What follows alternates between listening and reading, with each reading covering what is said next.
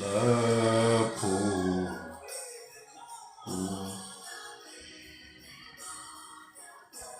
baningi hle abantu abadosa nzima bakwethu bangazi bonyana bazokuventa kibo bani ngombanyana abantu abaventa kibo yeyi nakuzindaba bayazisabalalisa.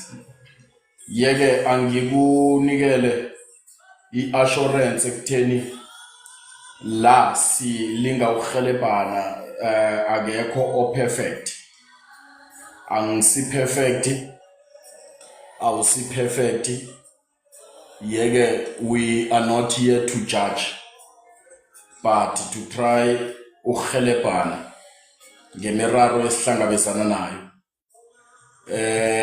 Singabonakala sikhamba endleleni sibabantu abangathi bathabile or bajabulile ngazo zonke indlela, kodwana angiveze endwana ekhaya ekutheni imiraro isihlale ikhona. Okubalulekileko kobanyana uyi-addressa sinjani imiraro leyo.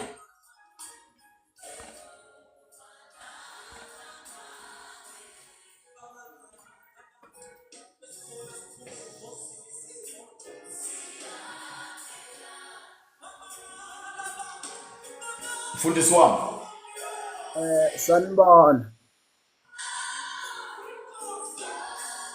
niyaphila mfundisi? Saphila ninjani mphathi babu Umngoni? Siphilile mfundisi, angikwamukele ngehlelo lakhona. This is Zanonko podcast, okulihlelo elinesiqubulo esithi ungafeli ngaphakathi asikhulume. Lihlelo elinqophe ukuhelebha inengi esikhulukazi ebantwini abatsha ngemiraro esihlangabezana nayo namtjhana ngeentjhijilo esihlangabezana nazo. Yeke kulihlelo esigijimisa live on TikTok okwanje, njengombana sisalungisa into zemali ekutheni sifunyane esikufunako, okuyinto esisukuthi nase siyifunyeneko sirage ngehlelweli ngendlela ehlukileko kunalokho esiraga ngayo njenganje. Well, angikwamukele mfundisi begodu ngikulotshise ehlelweni lethu, ngikunikele ithuba lokubana ulotshise nawe abasibukeleko nesinabo ebusukwini banamhlanje. Aha, ke ngithathe ithubeli namhlanje kuyisikhathi samamva kwamadina ngilotshise from Fivefold Ministry esibukeleko ekhona phakathi ngapha la sihlanganyele khona namhlanje ngilotshise bonke abomma bonke abobaba, ngilotshise bonke abosister obhuti, ngilotshisa ogogo omkhulu ababaconnectisile nabo ukuthi babukele egameni lika Jesu Kristu. Ngenhlalo nenhlalo ngiyalotshisa, ngasebukhosini ngilotshisa konke nje, ngikwenhlalo nekwenhlalo ngeke ngahona ukuziqeda ngizibale zonke, kodwa-ke ngiyalotshisa egameni likaZeni. Siyathokoza mfundisi, nawenze njalo wenza umsebenzi omuhle enhle kwamambala. Ubaba Mafohla akhe sazise abantu abangamaziko umfundisi uMafohla namtjhana umprofeti uMafohla, untate Mafohla ngesipedi. Akhe sazise abantu bazi bonyana ubaba Mafohla ngubani begodu wenzani. Okay, ngokufeatureana ngivamisile ukuthi ngiyitsho ngelimi lesitswana namkha lesipedi or lesotho ngithi ntate Mafohla, ke ntate Mafohla o ratang batho le batho ba mrata yena le batho ba ratana, kuyislogan sami. Ubaba Mafohla ungumprofeti okhona ngapha ngeSiyabuswa namkha abanye bangazela kwezinye indawo, kodwa umuntu oberega ngokwesihlahlubi, umberego wakhe wa full time.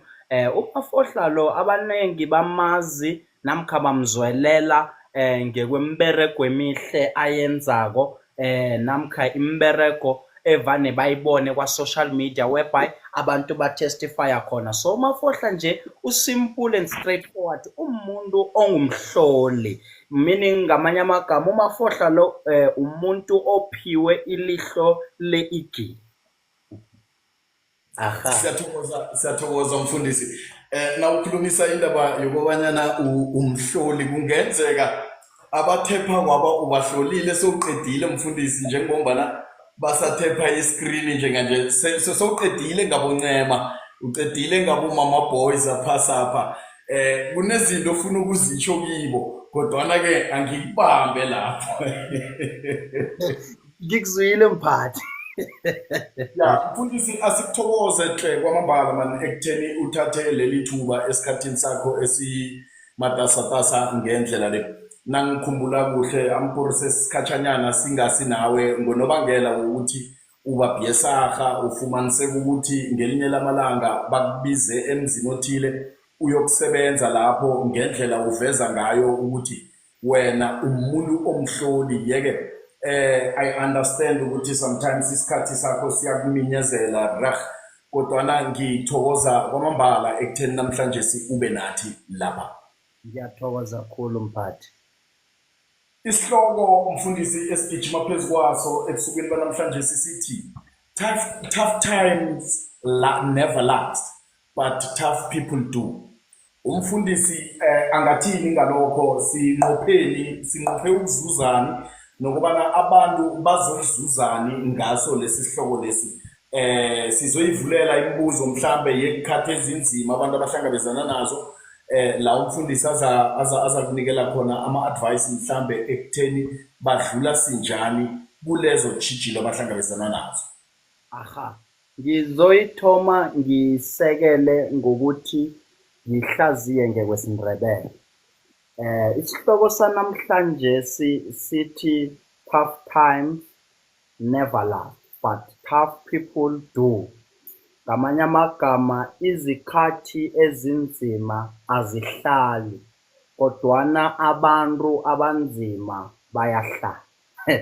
Ake ngiyibuyelele mina ngiyazizwa ngazomunye kodwa mina ngiyazizwa ngithe sithi isihloko izikhathi ezinzima ziyafika kodwa zihlala kodwana abantu abanzima bayahlala. Nenkulumo esizoyithatha ngeke ngilifunde lonke ivesi because it's from the book of Daniel chapter number 3 uzoyithoma from verse number 1 until verse number 30 la igcina khona. Ngizoyisummarize ngihlaziye okukhona phakathi sibuyele esihlokweni sethu. Ake ngisibuyelele tough time never last but tough people do. Lapho khona masiyohlola encwadini kaDaniel chapter 3 from verse 1 till number verse 30 sithola indaba lapho khona kuthiwa from verse number 1 kwakunenkosi yendaweni yaseBabylon. Unkosi egama lako kunguNebukadnezar. Lithi iBhayibheli kwafika isikhathi lapho khona lenkosi izodala isithombe segolide, a gold image whereby makasidala namkha asakhela ukuthi wonke umuntu okule province ekuthiwa yiBabylon kuzomele kube yindlela entsha yokuthi ukuthandaza kwabo namkha ukudumisa kwabo sekuzoba sesithombeni segolide. Ke ngiyibuyelele ngamanye amagama inkosi idala isithombe segolide ayizidaleli yona kodwa idalela isitshaba esiphetheke ukuthi umuntu nomuntu ofuna ukuthandaza namkha adumise uThixo sekazodumisa kulesa sithombe. Ngamanye amagama mawuyihlola lenkosi yenza uzimu wesitshaba akhona uzimu. And mawuyihlola igama elithi Babylon mawulihlolisisa ukuthi lichaza ukuthini uyathola ukuthi ngekwesiHebrew liyasichazela ukuthi the name Babylon lichaza ukuthi the gate of God.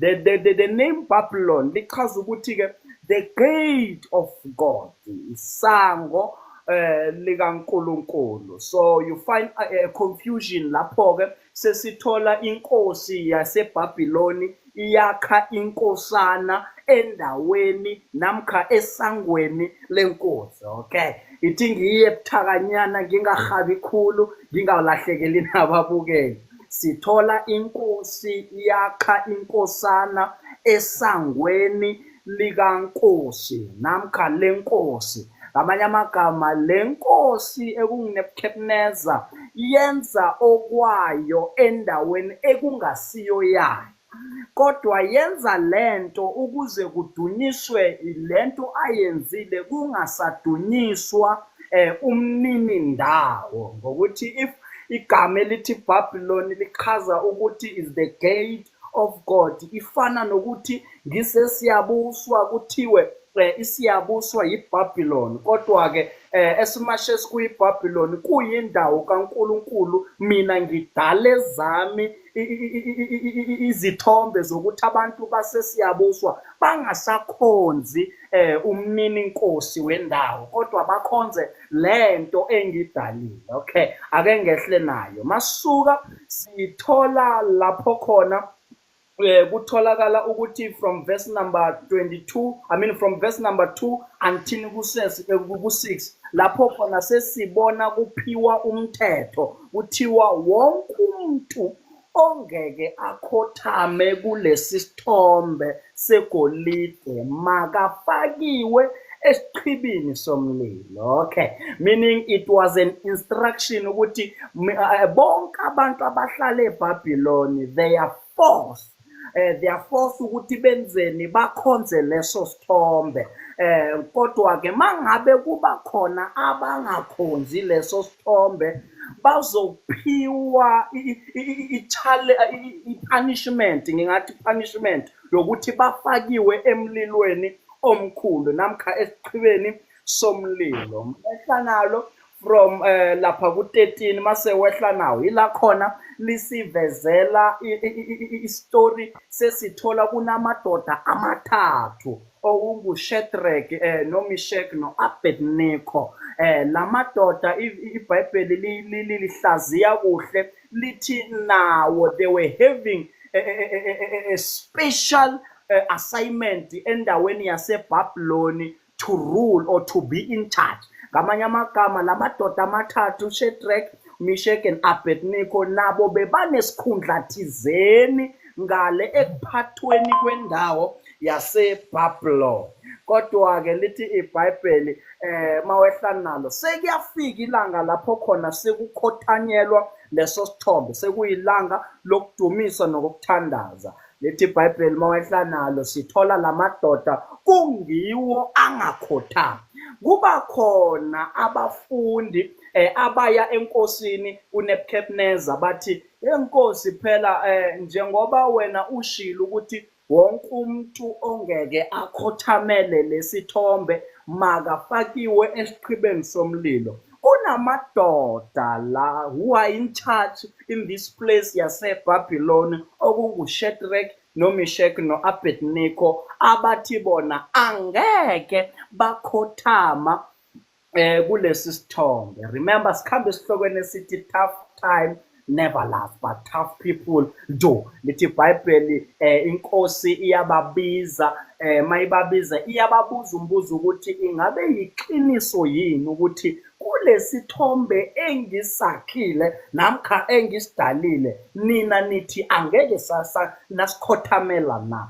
Lithi iBhayibheli lamadoda akamphenduli ngoyes namkha ngono, but-ke lamadoda athi Nkosi, Nkosi, thina we don't see a great matter yokuthi sikhone ukuphendula embuzweni loyo. Lithi iBhayibheli bayasho amadoda amathathu athi kodwa thina angeke sakhonza omunye uThixo, ngoba thina sikhonza uyedwa uThixo okuyindodana kaDavide. Lithi iBhayibheli mawehla nalo inkosi seyipha instruction ibiza the soldiers ebekakhona, the strong soldiers. Moyifuna nge-NIV ithi inkosi ibize the strong soldiers ukuthi abophe bathathe lamadoda amathathu okunguShadrach, Meshach and Abednego babafake esiqhibeni somlilo.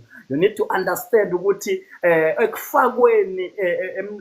ekufakweni kwalamadoda emlilweni, that was a tough session namkha that was a tough time. You can imagine uyibheka ngamehlo wenyama kuthiwa sewufakiwa esimeni esifana njengalomlilo ekuthiwa isithaba somlilo. I can imagine lamadoda awubhekile umlilo ngamehlo wabo, they thought engcondweni zabo bekafika lokho ukuthi ke lo mlilo uzosiqeda usubulale nya. Kodwa ke ngithanda isibindi lapho khona sebasabiswa kuthiwa sesiyanifaka manje. Kodwa ke into engijabulisako ngabo ukuthi abazange bamjikele bamkhonzayo ngoba sebabona a tough time ngamehlo wabo wenyama. Lithi iBhayibheli bafakiwa lamadoda mawehla nalo lithi inkosi seyiyabuza ithi hey madoda akanti asifakanga amadoda amathathu yini kulomlilo na? Baphendula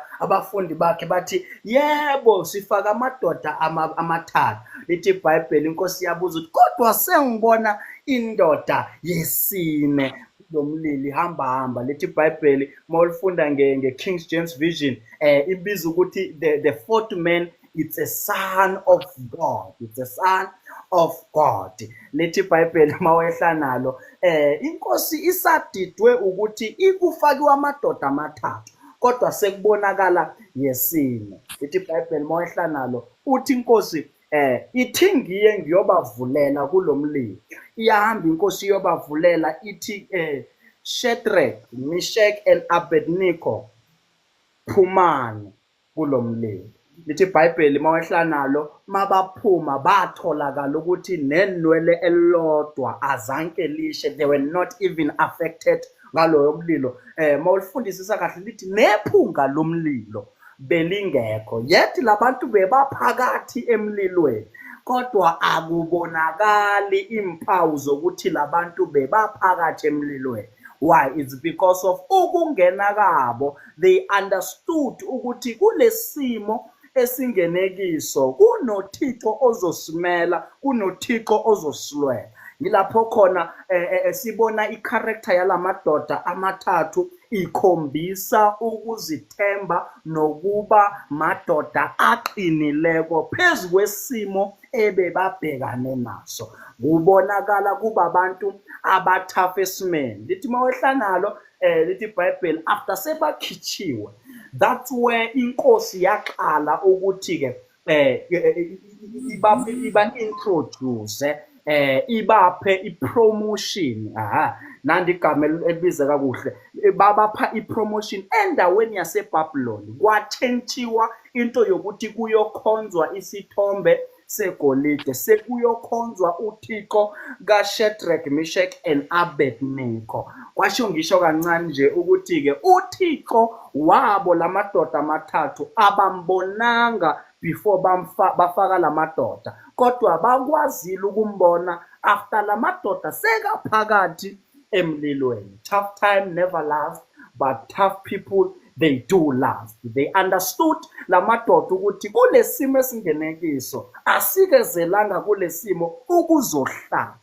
Mhlawumnye mangikhuluma ngomlilo omunye uyazibuza ukuthi Mafohle ufuna ukuthini namhlanje. Thatha lo mlilo ufanise nesimo obhekane naso. Thatha lo mlilo ufanise nale divorce ongene kuyo wena. Thatha lesimo ufanise nale nhlupheko le obhekane nayo. Thatha lesimo okungumlilo uyifanise ne-financial stagnant obhekane nayo empilweni. Omunye uyathi uthi Mafohle esengathi umlilo lo engifakiwe phakathi wawo umlilo lapho khona ngiswela nomsebenzi. I've been applying kodwa ayikho into elungako. Eno Spirit of the living God. Omunye uyathi ukuthi Mafohla mina since ngazalwa angiyazi into ekuthiwa yinjabulo.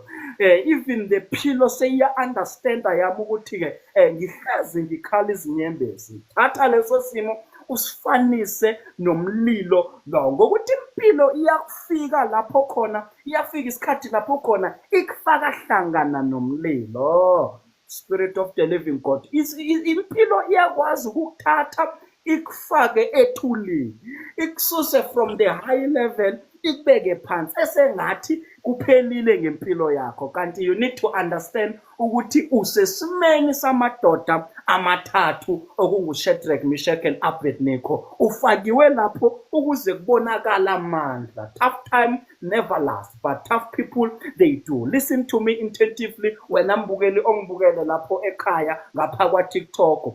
Izimo mazifika ziba namandla empilweni yakho. Ngifuna ukuthi understand the one thing ukuthi ungavumi ukunaba. Kunomunye ubaba ekuthiwa nguBaloyi, uJF Baloyi from Middelburg. Ngikhumbula ngibhekane nesimo esinzima. It was plus minus 2 years or to 3 years back. Ngikhala kuye ngithi, prophet, now I'm leaving this thing of ministry because it's too hard for me.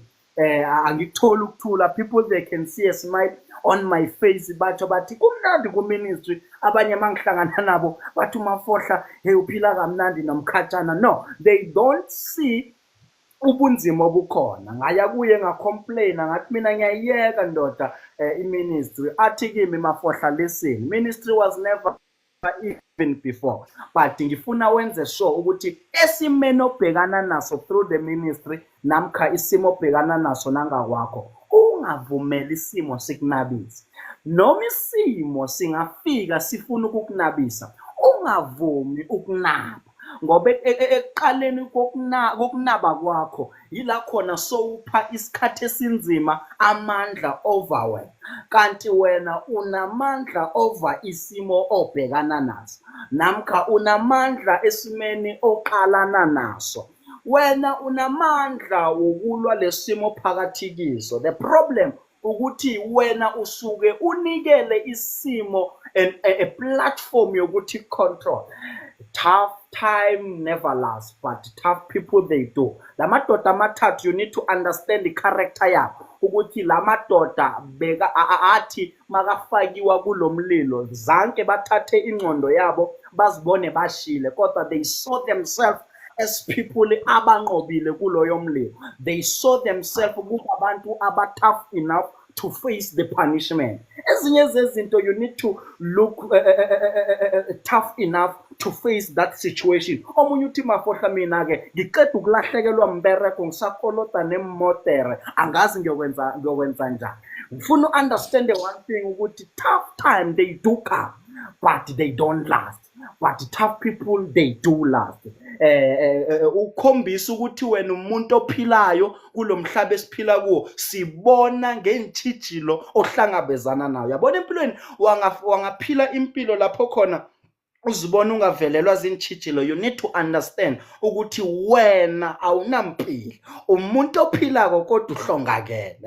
Ithi ngibuyelele kuyazizwa Mafohla uthini. Yabona empilweni wangazithola unganantshijilo ohlangabezana nazo. You need to understand very well ukuthi uyaphila ngoba yaphila, kodwa wena umuntu ophila kofile namkha ohlongakeleko. Tough time they do come and they don't last, but tough people they do last. Isimo nesimo obhekana naso sifune sengathi awubukeki njengaso. I used to say noma kungaba nzima kangakanani, don't look like your problems, don't look like your depression, don't look like you are suffering, don't look like isimo leso oqalene naso ngaleso sikhathi, ngoba the moment uqala ufocus esimeni yilapho khona uluza amandla wokuba a tough person.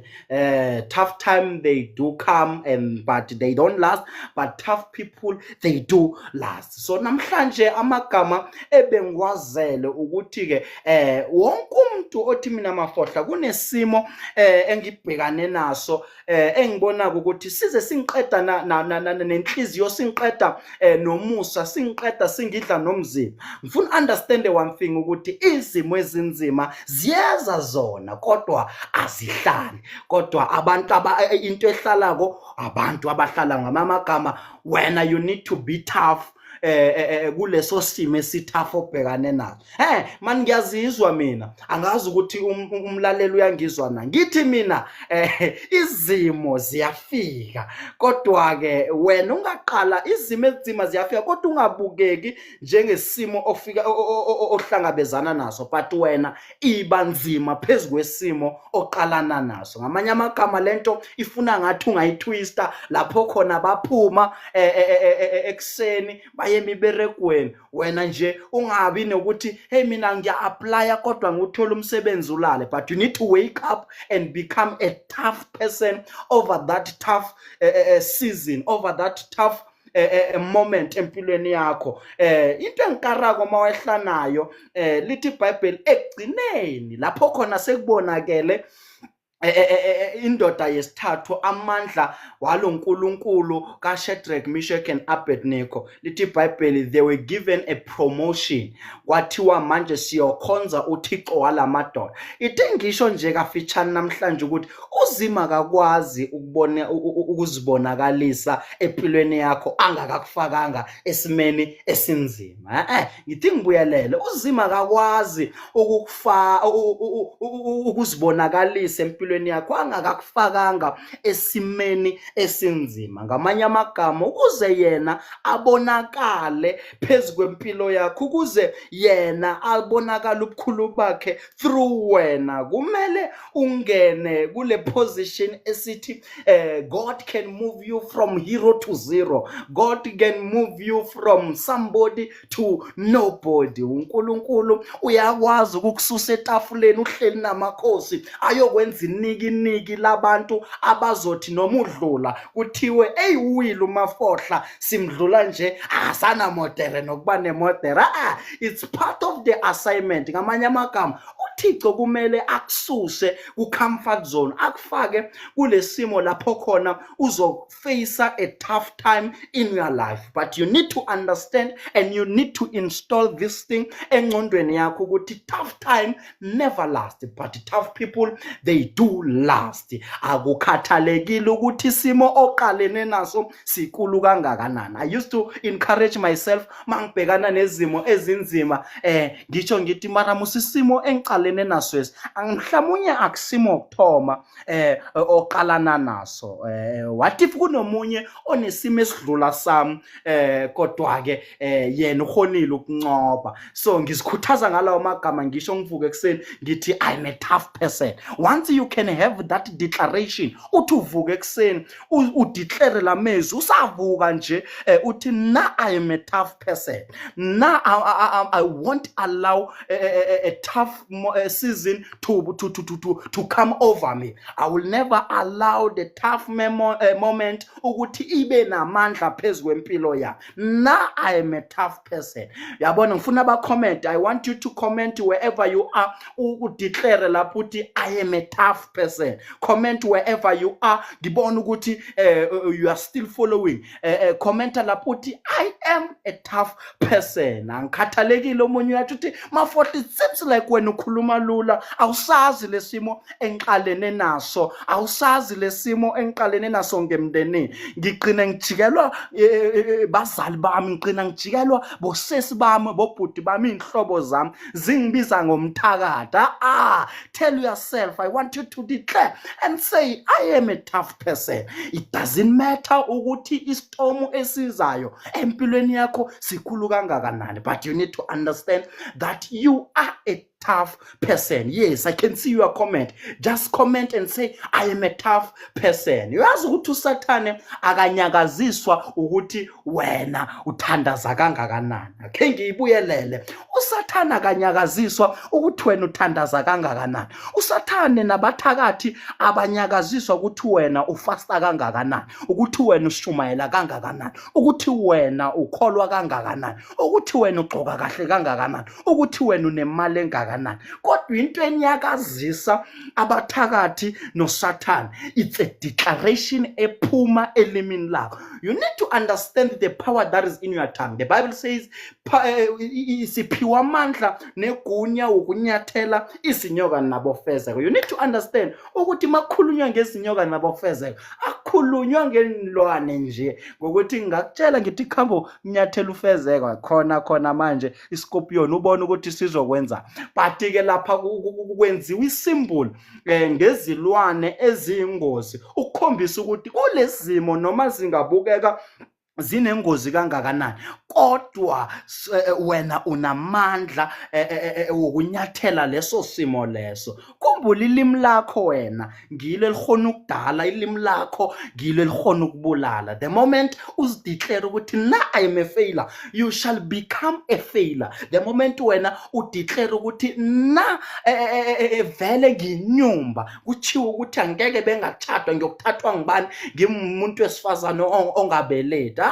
Once you declare ngalawo magama ngelimi lakho kuzokwenzeka kanjalo. So tonight I need people abathi thina Mafohla we are changing the character ye spiritual realm. Uyazi ukuthi enye into esibethako sibethwa into esitsho ngomlomo wethu. Umuntu imagine babomnguni sindlulana njengemodera ngikujamisa lapha kwa BMW bethi mntwanami wayapi ngithi hey unjani babomnguni uthi hey hayi yabheda Mafohla man hey hayi inhlupheko kuphela. You are declaring suffering empilweni yakho, you are declaring ukuhlupheka empilweni yakho. So uyabona, if you are a tough person you need to understand ukuthi iyachange indlela okhuluma izinto ngayo ngomlomo wakho, indlela oqala izinto ngayo.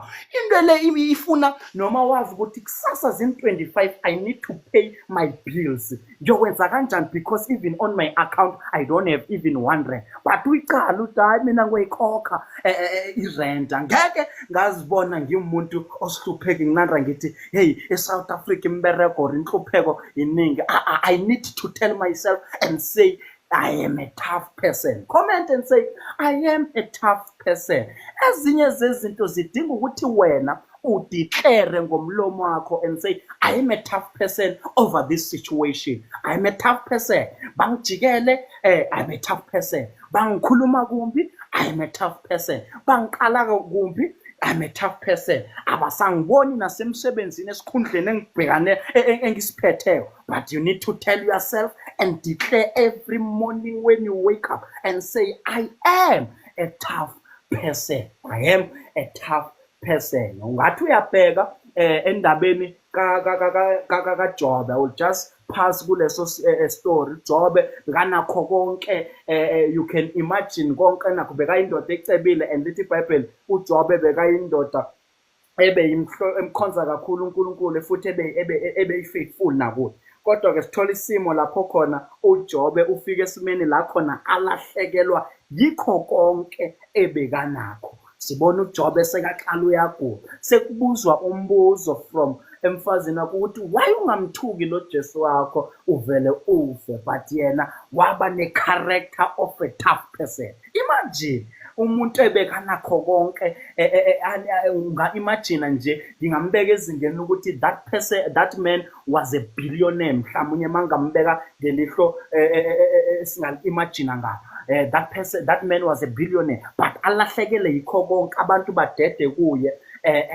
Kodwa ke yena angamjikeli uThixo. Leya character ikhombisa ekutheni uJobe understand ukuthi I'm facing a tough time now, but I know very well that tough time never lasts, but tough people do. And mawungathi uyahlola kubo bonke abantu labeke bafeyisana nama tough time eBhayibhelini, all of them after a season of a tough time they got ngingathini babathola a double portion. I can say a double portion. Konke lokhu ebekulahleka kubona kwabuya phinda-phindiwe. So tonight I'm here to declare ngisho ukuthi wena you need to be a tough person over that tough time. You need to become a tough person over that situation you are facing. Egameni likaJesu Kristu. Ngiyathokoza ke ngithatha indrambo ngizibusele ngakuwe ngabomnguni. Hey. Yeah, no, mfundisi ngikuzwile. But ke asenze so mfundisi ngoba sizonande sithatha mhlambe imibuzo evelako or mhlambe noma ngaba ama statement imfakele into efana nalezo. Kukhona bengibonile inkulumo la phezulu nangingathi ngiyayicheckisisa ethi izimo ezingenziwa abantu azilasti kodwana ezenziwa abantu ziyalasta, e.g.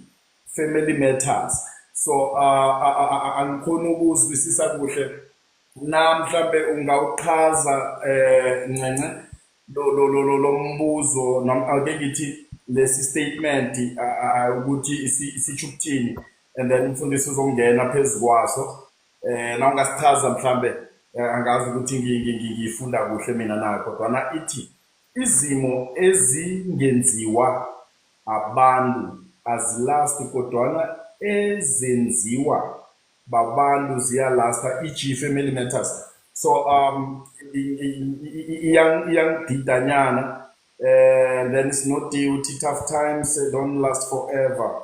Every day is an opportunity to redo and live your life. Very true.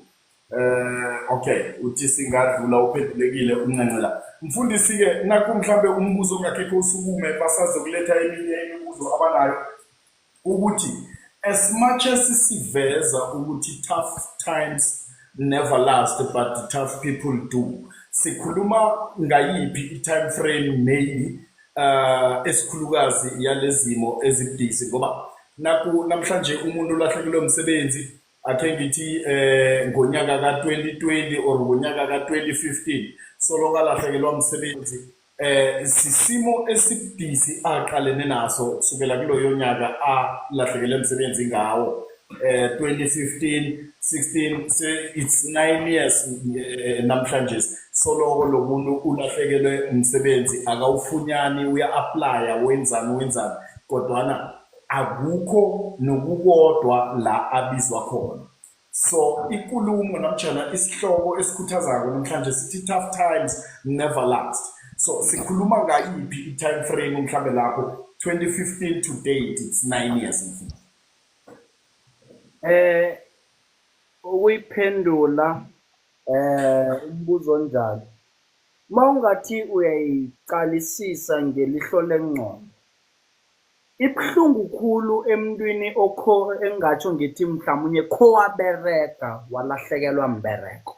Ngamanye amagama kwaba ne-season lapho khona akhona ukuzondla namkha enze ezinye zezinto ngomusa ngokuthola umbereko, bese-ke umbereko lo sowuyalahleka, sowuqalana nepilo enye ebekangakayijwayeli yokuthi sengisuka entwini yokuthi bengizenzela sengiyokuba ukwenzela. Umuntu loyo ibhlungu khulu kunalo othi mina ngiqeda esikolweni ngisifunela umbereko. Ungqono lo osaceda esikolweni ayofuna umbereko kunalo olahlekelwe imbereko. So yileso simo masisiqalako sisifaka esigabeni lapho khona sithi it's a tough time. Why sithi it's a tough time? Ngoba kuba khona isimo lapho khona uzithola uhluleka ukwenza into enyane ethizeni ogcine sowuthi mawuqabanga wedwa ngengqondo uthi uyabona kube bengabe ngibereka ngayinto eso ngiyahona ukuyenza, kube ngabe ngibereka ngayo into eso ngiyahona ukuyidlulisa. Simo esijani leso? Isimo lapho khona mangenza isisekele uthole umntwana eza kuwo owakho athi baba ngibawa ungithengele isithuthuthu namkha ibhayisikili. Thola ukuthi leso sikhathi ulahlekelwe mbereko abantwana sekunzima, mara-ke ufikelwe sowuzithola usesimeni esithathu. Kufikelwe mbuzo ukuthi yabona ngathani namkha ingqondo ukuthi ngathane bengisabereka ngangimtholela msinyazana ibhayisikili le, ngabe bengisabereka ngayigezi le ayikwazi ukufika ku-R1, ngabe ngibereka ngabe angiyokuboleka imali yepetroli namkha yokuthenga isitshetsanyana. kodwana ke masiqala ukuze nguphendule ibe fitshane ipendulwa. Isimo esinjalo ngizo lesi sikhuluma ngazo mphathi ukuthi ke lo muntu lo oqeda ukulahlekelwa is facing a tough time whereby umuntu ofacea i-tough time akusilula nekummotivate akusilula nokumadvise nokumpheni advice ngoba uchiswa siqathulo wena ongaswako kodwa esizwa nguwe. So ingakho namhlanje sigijima endabeni ukuthi abantu baningi abantu abaku-tough season abaku-tough time kodwa ke abazi ukuthi sidlula njani ku-tough time le. There is only one thing emele uqale uyenze abantu abaningi bebangayenzi ukuthi makafike ku-tough time uyakhohlwa ukuba i-tough person afocus ekutheni vela in a tough time I need to accept and get use of this tough time. So ngingayiphendula ngitsho njalo but mangazi uphendulekile na. Okay, ngikuzwe iveke lamalanga mfundisi. Ake sithi nanguke umuntu mfundisi sekwenzekile konke lokho ithemba lakhe likuye ubaba uNkulunkulu mhlambe ekutheni ngiyazi ngesikhathi esithile ngizokuvuza namhlanje ngizokufunyana engikubawako kuyo. Ngokuhlola kwenu mfundisi njengabantu abaphiwe umoya wokuhlola ngiziphi mhlambe izinto ezivala lomkhuleko engikhulekako ngikhuleka kuNkulunkulu ekutheni mhlambe into enje nengisabawa iyenzeke into efana nalezo kodwa ingenzeki mhlambe ngonobangela wokuthi lapha emkhathini kunokuvalekileko namtjana kukhona okuvaliweko ekutheni yena indlebe yakhe ingangizwa fanele yena ngonobangela wokumina ngamhlambe ngokuhlola kwakho ngiziphi izinto ezingahinda ukuthi angizwe bekangiphendule. Okay. Number one. Ukuze sifike esigabeni lapho khona uze umuntu athi ngiyathandaza kodwa sengathi imthandazo yami ayifiki kuwe. Okay. Now first question ukuthi ingabe uthandaza umthandazo ofaneleko namkha uthandaza umthandazo ngendlela efaneleko na. Kunabantu mphathi engatsho ngithi ke into yokuthandaza yinto abangakayazanga ukuthi kuyini. Number one, ukuthandaza kusikuvala amehlo uthi Father ngicela imoto ngicela ini ngicela ini. Kodwa ke mase sithi ukuthandaza mawuzwa ngathi usesimeni lapho khona esengathi uyathandaza kodwa kunala indwe ozichoko namkhozibawako ziphelela khona. You need to check the way wenza ngakhona namkha usubmita ngakhona ama-request wakho namkha umthandazo wakho. Ngesinye isikhathi ngivamisa ukuyitsho ngenza isisekelo mangicocela abanye ngithi umthandazo ufana njengemeseji we-WhatsApp noma ngiwuthayipile ngikufakele wona kodwa mangingakavulanga idatha namkha i-Wi-Fi ngeke ungene. Ngamanye amagama ukuthi ngiwuthayipile mina ngakuqeda akuchazi ukuthi wena ufumene na kodwa ke it's a matter of mina muntu othumelako ngihlole ukuthi kukuphi la kanti engingakavuli khona ukuthi umlayezo ungafinyeleli ngakubaba umnguni okunguJesu namkho kuyindodana esithandaza kimi. So lapho khona singena endabeni yokuthi you need to check ekutheni lezi zinto ozithumelako lo mthandazo othumelako ingabe kuyindlela efaneleko na yokuthi ke ufikise kuyo. Kanjani leyo ifuna sihlele mphathi sifundise khe ngihlaziye into yokuthandaza ukuthi kuyini ukuthandaza and how do we pray because kwabanye bethu ziyavala izinto uthi uyathandaza uthola ukuthi umthandazo khona awufinyeleli khona ngenxa yezinto ozenzako hlangana kusession yakho yokuthandaza ekungasizo namkha ekumele zingenziwa njalo. Ngiyakuzwa. Aha, so into enjalo-ke yile esidalela ekutheni mphathi angikholelwa mina mphathi ekutheni kungaba nento engavala umthandazo wakho ukuthi ungafinyeleli kumnini mdali wakho, umuntu odale wena. Ngubani lo onamandla wokuvala umthandazo, into enamandla kangaka ayivale amuntu nayo. So mina I believe ukuthi lento mase ufika esigabeni sokuthi esengathi imthandazo yakho ayizwakali, you need to check yourself. Ila khona siya ngesigabeni se-self introspection ukuthi njengoba wena uthandaza namkha ukhuluma nomdali ngendlela ehlonipheke kangaka, wena ngaphakathi uhloniphekile yini na? There are people but evane ngiyitsho, ngiyakhumbula i-last service yami last year December bengikhuluma ngento yokuthi kusizani ukubukeka u-expensive ebantwini kodwa enhlizweni ungekho expensive, uphuwa. Ngokuthi uNkulunkulu nomuntu ukuze kuchumane, there must be a spiritual connection efaka nenhliziyo. Yingakho imhlabelelo uthi hlanza inhliziyo yami Jesu, ayithi hlanza ikhanda lami, hlanza indlebe yami, ithi hlanza inhliziyo. So kunabanye abantu imkhileko yabo ayifiki kuThixo ngenxa yokungcola kwabo namkha ngehliziyo yabo engasimhlophe towards umuntu amthandazayo. Ngiyakuzwa mfundisi. Angithathele lithuba mhlambe ngivulele nanyana ngubani onombuzo o mhlambe afuna iclarity kokuthile regarding indaba yayo yesikhathi esinzima esingahlali isikhathi kodwa nakumuntu ampura khe ngithi okudisanyana kuba nguye ohlalayo. Ngizokuthatha leli thuba ngibavulele ekutheni bangatypa. Anyone mhlambe onombuzo mfundisi, you are here to take any question, any kind of question related to what we are discussing tonight, right?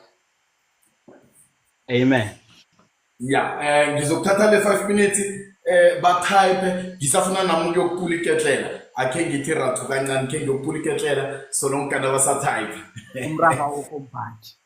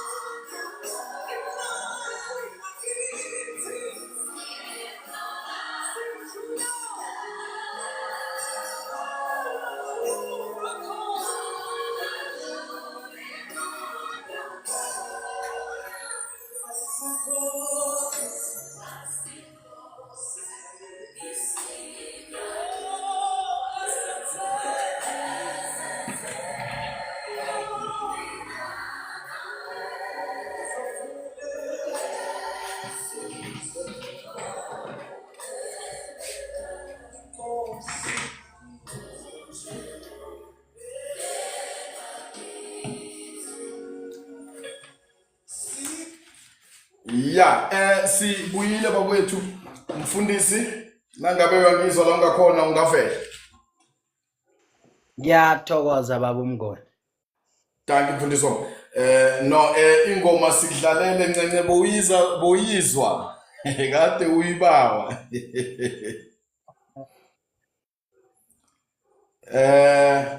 Okay. Mhlambe mfundisi wami solonkana kungana any question okwanje kanje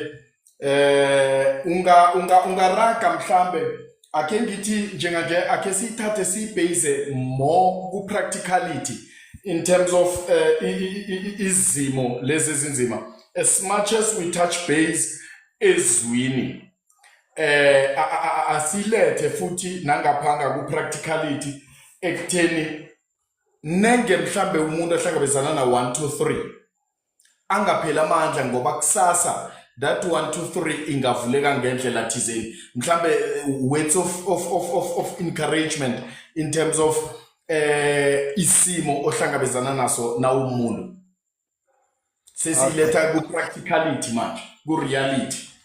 Okay. Okay. Yeah, hayi. Wangifaka ku challenge mphatha kunankinga zawumotivate zawu-encourage. Ngithanda ukutsho ngidlulise amezwi athi ukukhula komuntu kusekuweni kwakhe. Ngizwile mina, ngizibuyele.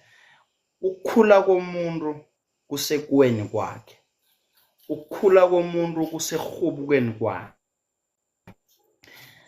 Mhlawumnye omunye uthi Mafohla esengathi awusizwisisi lesimo engibhekane naso. Listen to me, umntwana ukuze asukume akwazi ukuzikhambela uthoma ngokuhubuka athome ngokuwa before azoba stable, before azokwazi ukuzijamela. Impilo iyaba nazo inkhathi lapho khona zizokuhubuza khona ebodeni njengomntwana omncane. But ngifuna wena understand the one thing ukuthi uhubuka kwakho kubhlungu yes for leso sikhathi but kuzophola kushiya imark. Makushiya imark ilapho khona mase uvukile uyocala uthi after everything I'm still standing. Ilapho khona soyozithola uthi ubheke emuva uthi umhlabelelo namhla Nkosi ngiyamangala ukuthi ngidlule kanjani kulezimo ezinzima kangaka. Isimo uyafika kiso kodwana noma sinzima kangakanani you need to understand ukuthi it's part of ukuhubuka kwakho, it's part of ukuvukeni kwakho.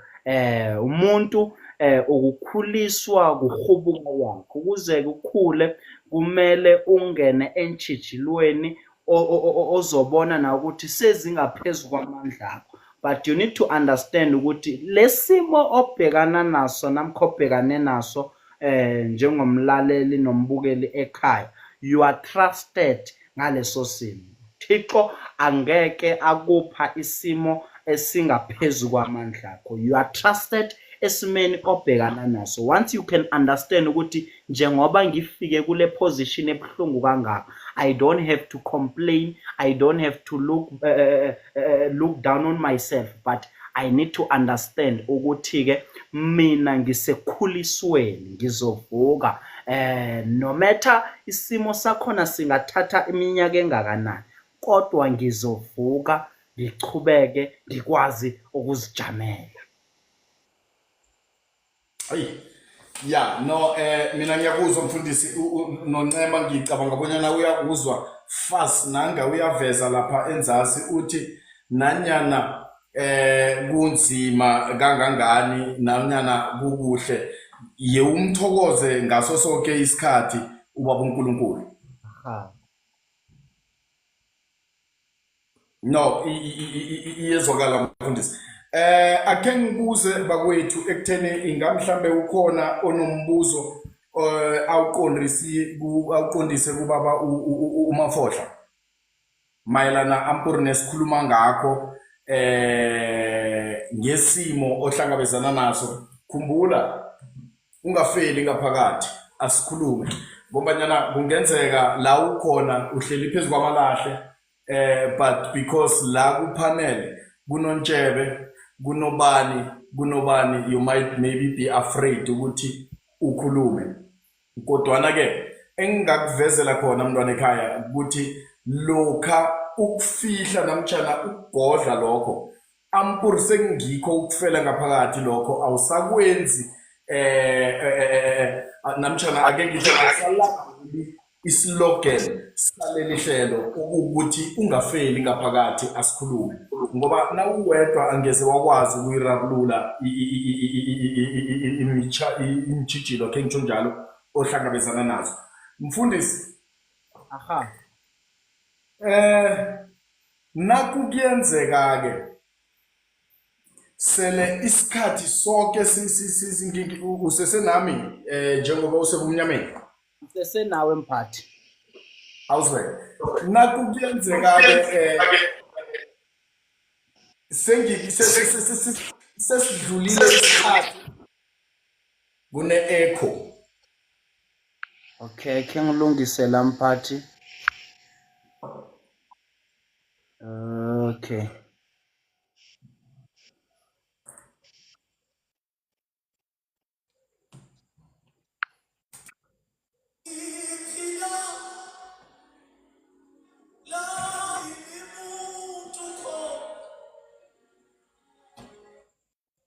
so rare ya angazizwakala kuhle ngapho mphathi ya ngibile sesikhathini esinzima yes ngasibekezelela ngasikhulekisa isikhathi esinzima yes sadlula leso sikhathi yes ngibuza imibuzo le mfundisi ngoba ngilinga ukuthi sihelebhane ngendlela esingahona ngayo abanye abantu ba-voiceless abakwazi mhlambe ukukhuluma yes sadlula leso simo ebegade mhlambe ngiqalene nazo selesidlulile nangikhompera lesi isimo sengingene ngaphakathi kwaso okukuthi njenganje ampurse ku-freeway izinto sezilula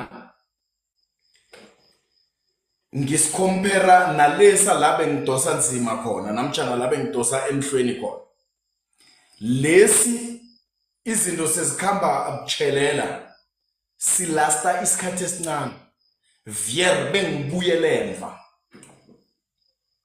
angazi umfundisi uyangizwa na ya ngisakulandela mphathi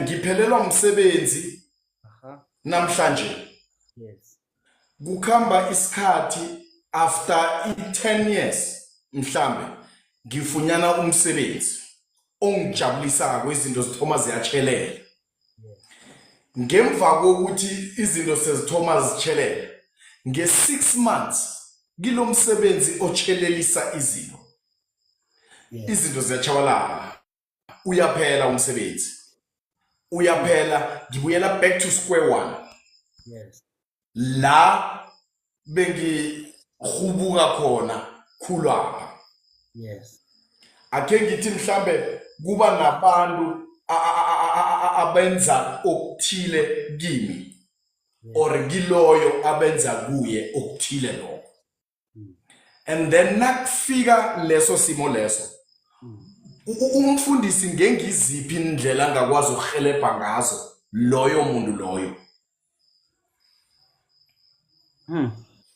okay angazi uyangizwisisa ngiyakuzwisisa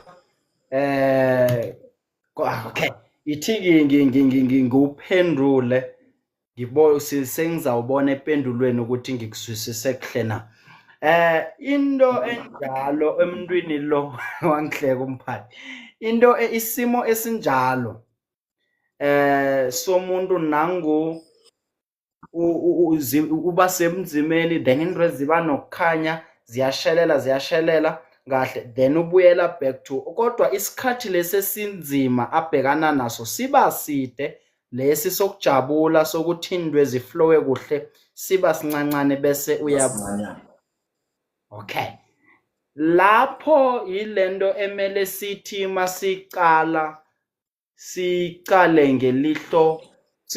ngelihlo lokukholwa khulu, mara siyicale nangelihlo lekwenkolelo thizeni ekutheni ukuthi umuntu aye phambili aye emva. That is a spirit. In a prophetic city, it's a spirit of backwardness.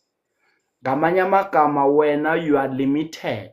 You don't have to ube nenkqubekelo phambili. That is a spirit, mighty man. Like mangizoyibeka ibe lula, that is a spirit esithi masilwa nemimoya. Imimoya thizeni emele silwe nayo. Kuba nomunye othi ngiyalithola ithenda, ngigudi, ngiyaqualifya kizo, kodwa ithenda lakhona mangilithola into ezakhona ziyeza ngingaboni kwenzaleni ithenda lakhona ligcine nombereko ungakapheli. Then ithenda elinye ngiyolithola after boma 7 years. So lo muntu lo uyambona uthi ekutholeni ithenda kwakhe uyabona ukuthi izinto ziba rehanyana jikijiki kodwa usayokusafara. That is a spirit esibuselana emumva, normally ngekwesinru-ke ngekwesinru ile nto ekuthiwa uzwe umuntu eza ngendumbeni thizeni athi ngizokufuna amafutha wenwabu. Okay, siyalazi ukuthi inwabu yini? Inwabu silwane esikhamba kancane, kodwa-ke zibuzwe ekutheni-ke ekukhambeni kwaso kancane kutsho ukuthi kwenzakalani. Umuntu ngingangenele elikhulu lapho, sengizongena kwe-subject. Umuntu mase ayokwenzelwa insebenzo yenwabu kutsho ukuthi into zakhe mele zitotobe njengenwabu, ezinye bezilahleke ngokuthi ekutotobeni kwenwabu kuba khona la ijama khona inwabu. So ekujameni kwenwabu yila khona izinto zijama, then ekutotoba kwakhona ziba slowanyana, zibe sengathi ziyalunga ijame godi. So yile nto esibiza ukuthi umoya emele ungavumeli umuntu ube khona empilweni yakho. Omunye uyakhona mphathi ukuthi ahlangabezane nabantu, mhlawumbe ahlangabezane nomuntu, mhlawumbe umuntu ongumama, ahlangabezane nomuntu aberehe, umuntu amthembise nomtshato, mase kusondela into ezokuthi kuyokulotsholwa jikijiki nangagone, athenjiswe god kwesi-2, athenjiswe kwesi-3. Leyo nto it's a spirit of backwardness, mumoya okuhehela ngemumva, kutsho ukuthi wena awumelanga uye ngale ekujabuleni namkha eku-enjoyeni isikhathi eside. Kumele wena ube umuntu ophila isikhathi eside enhluphekweni, kodwa enjabuleni isikhathi sakho sibe sincane. So umuntu onjalo uhelebhe kanjani? Yila siya esithweni esithi impilo iyakhanjelwa. Ayithi sitsho impilo iyakhanjelwa kumafohla, ayithi sitsho ukuthi impilo iyakhanjelwa kumfundisi uzibanibani namkha kugogo uzibanibani, kodwa impilo iyakhanjelwa, iyasukunyelwa. Kanjani na? Ma umuntu ohlangabezana nendwezo, yila khona emele usukume khona uye emntwini obereka ngezinto zikamoya namkha obereka ngekwesimoya, akuhlolele, akulwise namkha akweqise ibridge leli lalo moya osoloko ukuthwenya ukusemumva, ukusaphambili, ukusemumva, nilwe nayo. Leyo vele ifuna umuntu odila namkha obereka ngezinto zikamoya namkha izinto zomoya.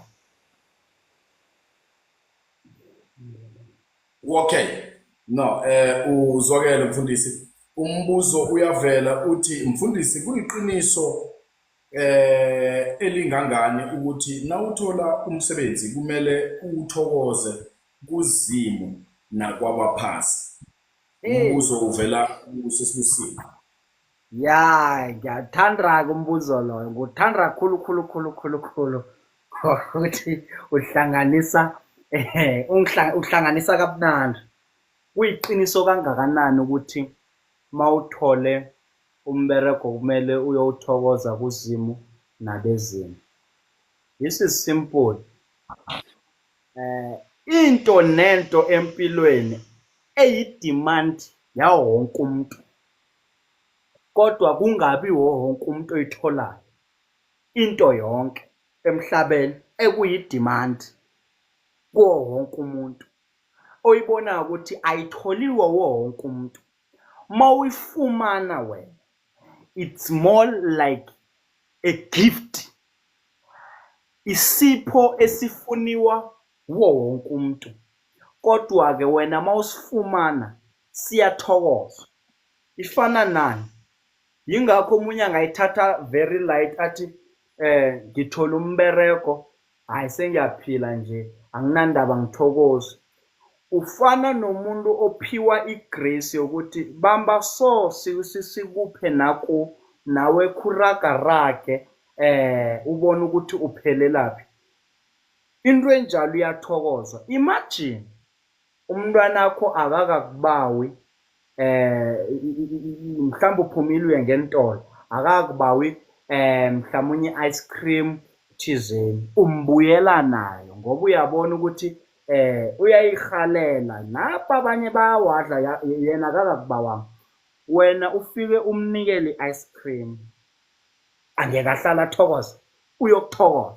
Uyokuthokozelana ukuthi into le engiyifumeneko le yinto ebengiyibona abanye bayiphethe ngiyihalela namkha ngiyikhanuka, kodwana mina zange ngiyifumane. Wena ungizele nayo, akukhathalekile ukuthi yinto enjani. Noma angakaba ice cream, mhlawumbe badla ama-ice cream wena umphathela amazimba, uyokujabula athokoze ngokuthi kunentwanyana naye ayoyidobhadobha. Ifana njengasemberegweni. Noma umuntu bangathi ubheka isikhathi samanje, abantu noma banama-qualifications sekuchekwa kuhlolwa ukuthi mina sengifuna umsebenzi noma umuphi. La bangifonele khona ngiya-aplya ngapha nangapha nangapha, la bazongibiza khona, sibusiso leso. Into enjalo uyayithokoza kwabaphasi nakuzimu. Bangalwa yini? Mfundisi, ngiyakuzwa, kodwana umbuzo lo uthi uthokozwa kuNkulunkulu namtjana kwabaphasi na? Angazi ukuthi kuthokozwa. Okay, lithi iBhayibheli, we need to believe in God and acknowledge our ancestors. We believe in God and acknowledge the ancestors, meaning masiyo break down igama elithi acknowledge yila seliphendula nombuzo lo ukuthi kuthokozwa kuphi. We sithokoza both sides, even if it's a different way, but we sithokoza kuNkulunkulu, sithokoze nakubonkulunkulu bethu. Okay, ngiyabuya mhlambe lapho sizokulokanja sizokuchecka ukuthi usesubusi uphendulekile, and then kuza kuba mhlambe ne follow up question lapho nofana umbuzo landelela. Usesi uthi umsebenzi awuthokozwa, uphendula phezulu kwalokho ebekade kubuzwa ngisesibusisiwe. Uthi umsebenzi awuthokozwa ngobanyana lokha na uthokozako uzibangela amporo ukuhlala endaweni yinye emsebenzini apho, kungabi khona ukupromotwa akhe ngithi ragelo phambili ngokumsebenzi loyo. Therefore uveza ukuthi umsebenzi awuthokozwa. Ingamhlambe le impendulo injani mfundisi? Kuyiqiniso kangangani ekutheni lokha nangi-applyile kwakhe ngithi bangithethe bangiqhatsha ngibe ngunogada endaweni ethile, and then nangingunogada endaweni ethile njalo ngathokozwa, kusho ukuthi ngekhe ngaya ku-supervision, ngiyoloko ngisegeyidini ngokuya kwale pendulo kasesi. Ingamhlambe kuliqiniso kangangani lokhu akuveza? Okay. Kwezinye zezinto empilweni esihlangabezana nazo kuba khona izinto esizi-installa kwengcondweni and sikholelwe kizo, thola ukuthi mase sikholelwa kizo zigcina ziyenzeka. But mina ngithi kuyathokozwa, and ukuthokoza kwakho angeke kwakulethela stagnant when it comes to the promotion if you are a tough person. angithi into eyenza ukuthi kube ne-stagnant ungathola ama-promotion kakhulukazi akusikuthi uthokozile kodwa yinto ekuthiwa ube nokukhuluma ndwanyana thizeni ebantwini kanti sowukhulume nebantwini abarong abangafuni uye phezulu. So ama-stagnant most of the time akhoswa abantu abangafuni siye phezulu ngempilo. So yizo lezo ezikhosta ukuthi uzithole ungasafiki kuma-promotion kodwa umsebenzi uyathokozwa kophezulu nakubaphansi.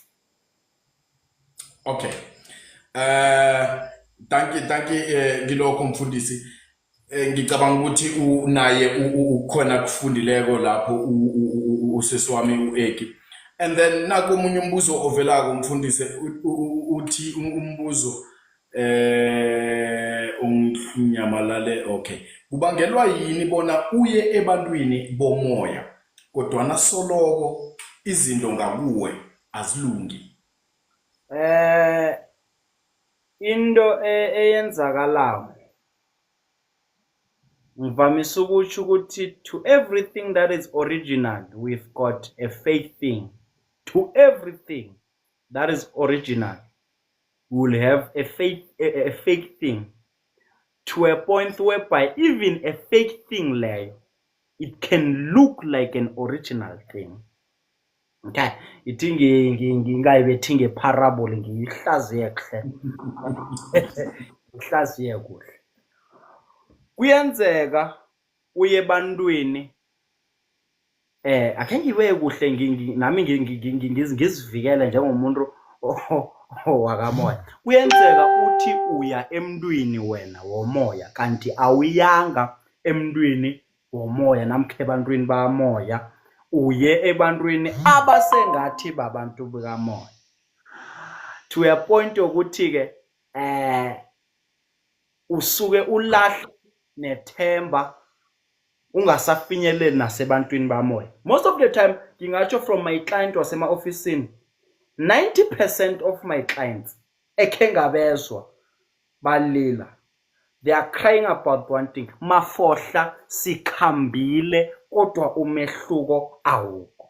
Meaning they've been consulting as much as bazile namhla bazo consult, they were consulting njengoba bazile namhla bazoba ihelebho elithizeni bayile endaweni thizeni kodwa balitholanga ihelebho. Indaba iseyisuwele ekutheni uye emntwini onjani. And number 2 ngifuna le ukuyibeka clear. I'm not saying kukhona abanye ukhonakala ukuthi uye kumafohla uyokuba ihelebho ngikuphendwe ezithizeni ngikuphendwe ezino ezingiphazanyise icomment. Okay, ngikuphendwe ezithizeni engikupha zona lezo zingabereka ne mara uzithole kumafohla mara abanye bayile ngesame problem bahelebhela.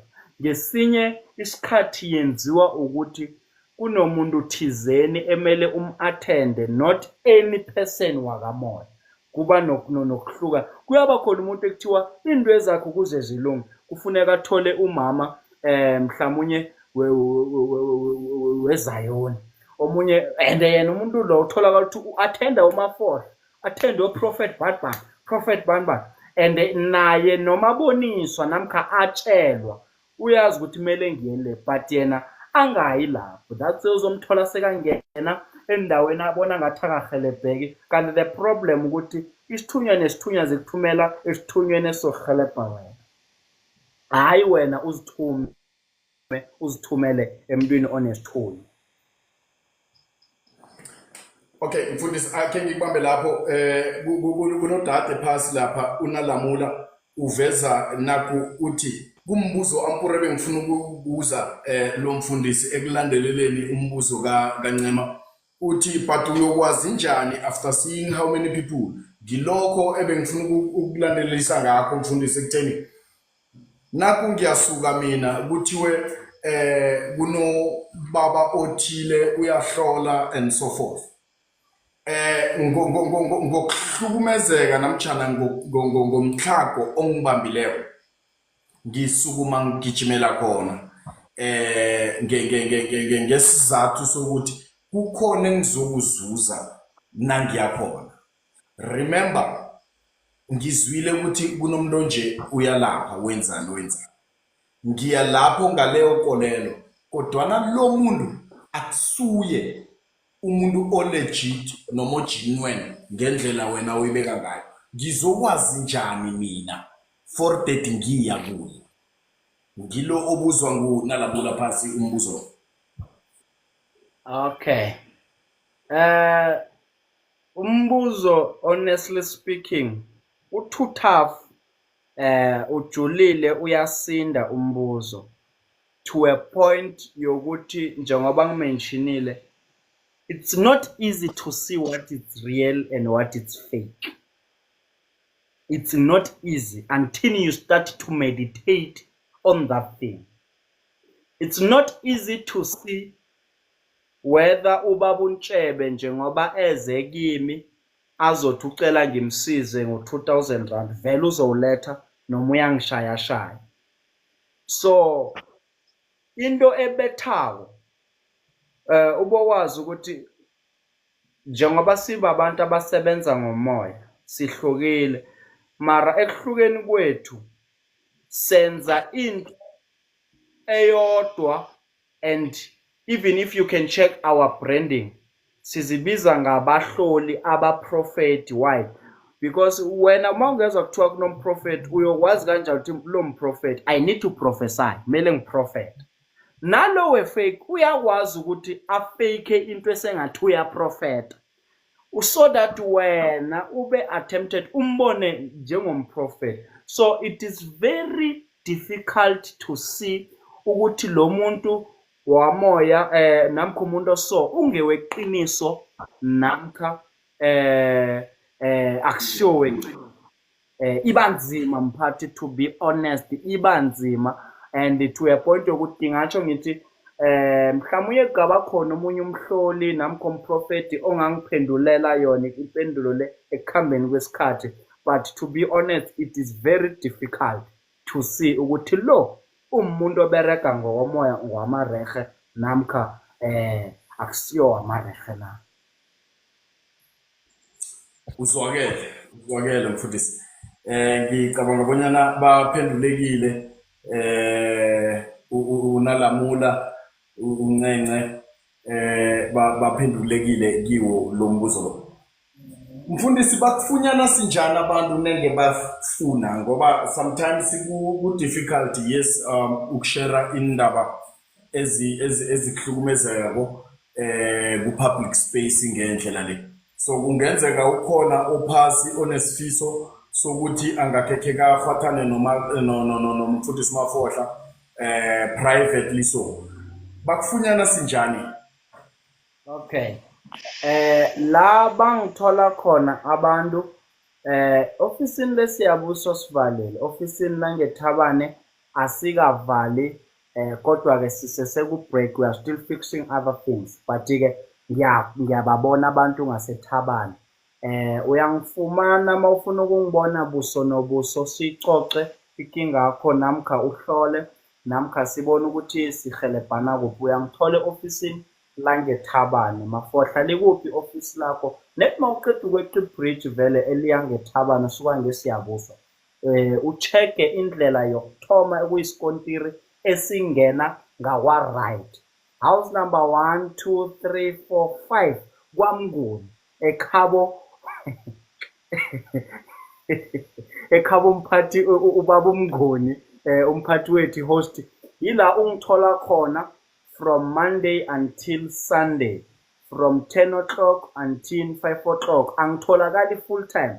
You book an appointment, usho ukuthi sihlangane khona ngale ngenomborweni ezithi 066 395 5010, 066 395 5010. Uyangifakela iWhatsApp enomborweni leyo namkha uyangifonela enomborweni leyo, uthi ukuthi wena ufuna ukungibona namkha mawufisa ukuthi singayiqeda ngefonini, uyisikhulume ngefonini, maybe via video call, WhatsApp call or call straight. Nakhona session enjalo ngiyayenza, same number ka 066 3955010 ungangithumela i-voice note, ungangifakela umessage paragraph yakho, namkha ungangithola ungibhalele lapha kwa-Facebook enginguntate Mafohla, ngintate Mafohla ngakwa-Facebook, ungangithola ngaku-YouTube.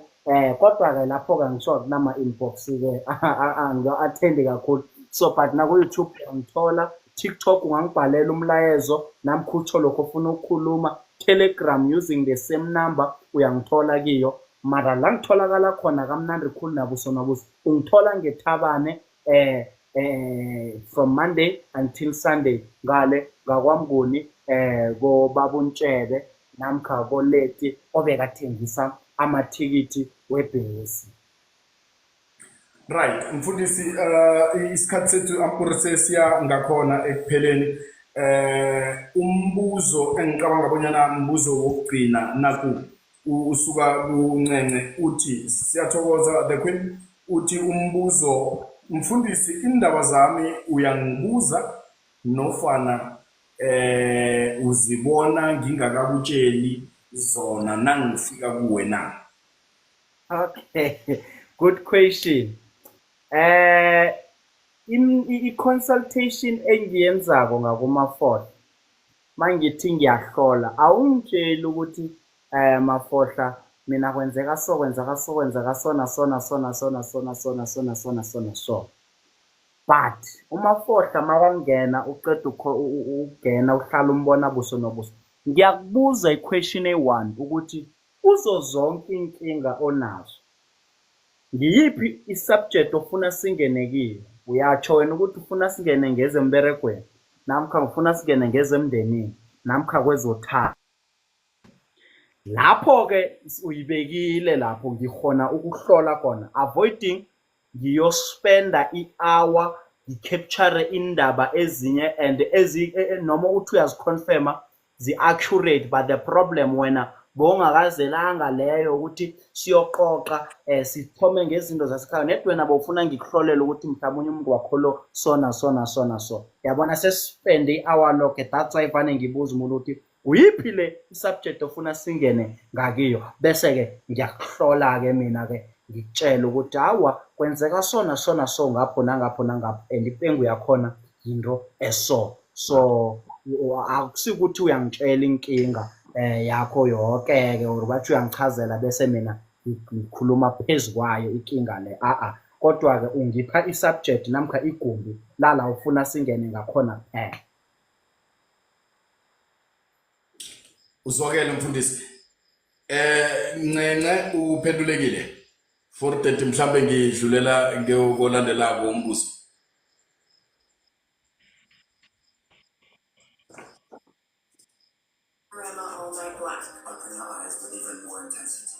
Ncence silile wena utsho okay, uphendulekile. Mfundisi,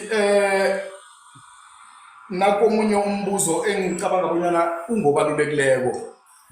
Mfundisi, indaba zami, okay fine, sorry. How much consultations mfundisi per session? Namkha umfundisi urhelebha simahla na? Okay. I-consultation noMafohla kuyi-200 rand. Kuyi-200 rand sisukile esikhanyisweni sethu lesebe sisijwayele encwadini zethu si-200 rand. Mawungapha ngakwaNdebele ngapha kuphela. Mara mawuzongithola ngale nge-Groblersdal kuma-service wami namkha ngendaweni ezinye ngale sihlezi lapho kwa-500, asinyakaza sinzinzi asishifti lapho. Kodwa-ke ngapha ngoba sekhaya and sibereka ngabantu abathi Mafohla sisafuna irhelebho, yona imali ephezulu leyo ungayibiza ayikho. So kuyi-200 rand nje i-consultation noMafohla. And then ngayo i-200 rand le, is it per nkinga or is it per person? I can deliver as much problems that I wanna deliver kuwe.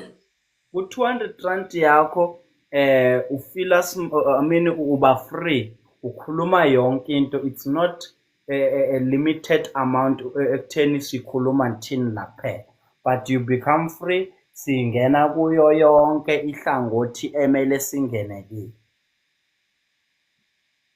Ncinci uphendulekile.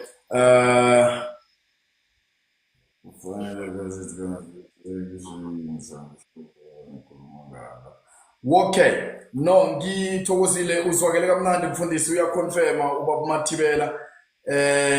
Ake ngithi mfundisi ngikunikela leli thuba mhlambe ushwamezwa before that useseki no seseki alingeni every day but it's Monday and Fridays kuchencha ama topics esikhuluma ngawo njengoba sinobaba Mafohla namhlanje let's see what's today 24 I think sibe nayo baba Mafohla on trend enyangeni ezako maybe in 2 weeks 3 weeks time from now sizokuba naye kodwa uMafohla ngesihloko esitshintshileko ke nokho kunalesi lapho ngicabanga ukuthi kune session enye esikhe sabhalelwa ukuthi siyibambe ngonobangela ukuthi obeka busy komunye umndeni ngelinye lamalanga so kuzokufika isihloko esilandelako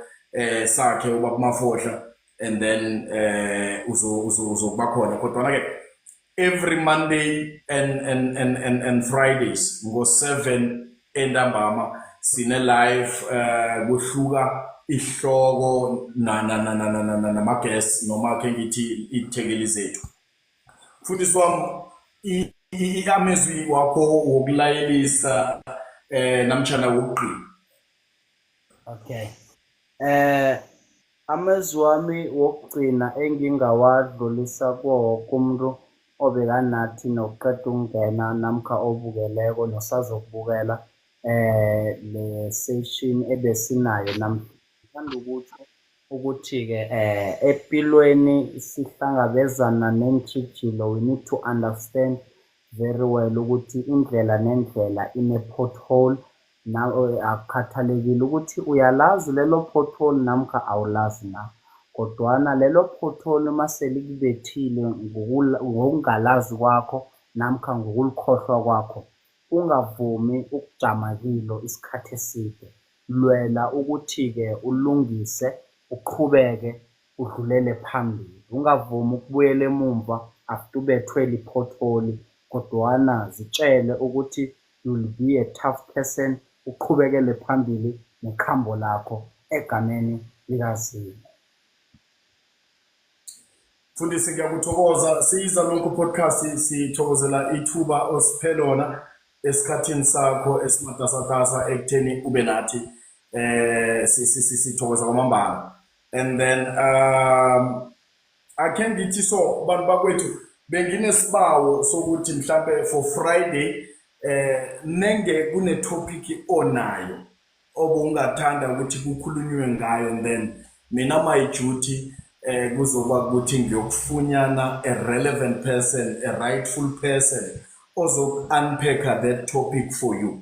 Makukuthi kune topic onayo namtjana kunesihloko onaso ofuna sikhulume ngaso elangeni lango losihlanu, ngiba ukukunikela lelo thuba lokuthi ungibhalele ku-inbox ake ngithi namhlanje sasa toti ngolwesithathu and then kwabetha uLwesithathu mhlawumbe ngingakafunyani ethile kuya ngakweleni mhlawumbe then we'll come up with our own. Kodwa ke ngiyathemba ekutheni kunezinto odinga ukuclarifywa kizo namtjana ufuna ukuvezelwa zona zibe sepepeneneni njengempahla embuzi. Yeke usibhalele kwenze isiqiniseko sokuthi uyatsho ekutheni nasi i-topic ebengingabawa sikhulume ngayo elangeni lango losihlanu and then mina ngizokwenza isiqiniseko sokuthi nakanjani uyifunyana ngendlela oyilethe ngayo. Ngiyamthola umuntu ozokhuluma ngayo into efana nalezo. Ungafeli ngaphakathi mntwana ekhaya, uyize sikhuluma ngoba kubuhlungu hle ukuthi kube nento ekudlako ungazi na uyoyikhiphelaphi. Remember ngalesikhathi oyoyiletha kimi into leyo namtshana ngalesikhathi oyo-inbox yona leyo nto leyo nangiyoyiveza namtshana nasele siyokukhuluma ngayo angeze ngatsho ukuthi kuyakuncema, angeze ngatsho ngathi kuyabusisiwe, angeze ngabala umuntu ngebizo namtshana ngigagule umuntu ngebizo lakhe. What I'm going to do simple, I introduce the topic, then the person who's take her through the topic, kuba lula kuba njaya, uyahelebheka. Nalo omunye ona similar problem, uyahelebheka. Bakwethu ngumandla ngokwamngonisibongo nguntshebe.com ngokwaziwa. Leli hlelo leli lithi ungafeli ngaphakathi. Asikhulume. Ihloso ukwenza isiqiniseko sokubana sakha abantu abatsha abalungileko. People are going through hell. People are going through lots. And they abanandawo labanga khuluma khona namtshana labanga venta out khona. So let this be the platform. La ufunyana khona advices from different people. La ufunyana khona imibono ethile from different people. Ngaleso sikhathi awukavezwa ukuthiwa nguwe ogoa through the problem. Yanthanda asihlangane ngigodi kulosihlanu ngetopic ezokulethwa ngini okay ngemali sizoqoqa sitsho bonyana sikhuluma sithini ngemali, then I will bring in umuntu ozosikhulumisa ngemali namtshana ozosifundisa ngemali. Ngiyanithokoza akube buthongo bakwethu, ngithokozile sebele ngikhamba nantsho njalo. Thank you.